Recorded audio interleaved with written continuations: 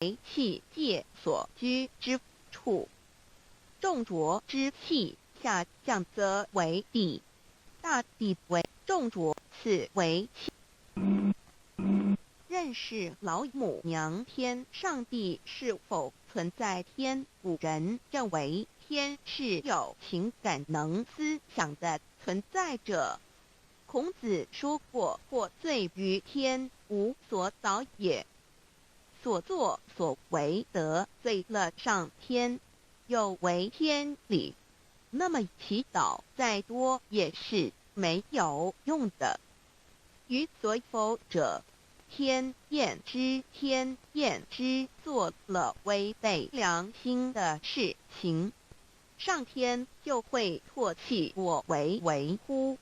为天为大，伟大啊！只有天最高大天。孔子、孟子思想中，天似乎也是能安排一切的主宰。孟子也说过：天将降大任于斯人也，必先苦其心志，劳其筋骨，饿其体肤，空乏其身，情服乱其所为，所以动心忍性，增益其所不能。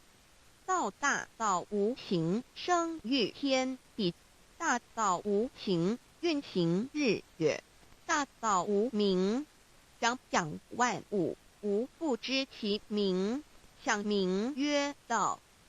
心静经有一位真神，自从造天地以来，神的永能与神性是明明可知的，实际是眼不能见，但借着所造之物，就可以晓得，叫人无可推诿。罗马书第1章第20节，我们要如何向人证明真正有一位上帝的存在？虽然上帝的存在不需要也不可能用人的方法来证明，但是很多人都不由自主地相信宇宙当中必然有一位冥冥中的主宰。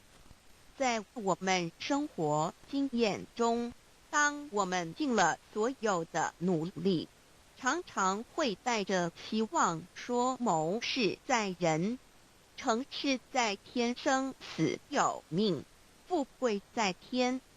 当事情不太顺利时，我们也常安慰自己说天无绝人之路，若事情已经绝望了，我们只好叹息天不从人愿。最后事情若起死回生时，我们会高兴地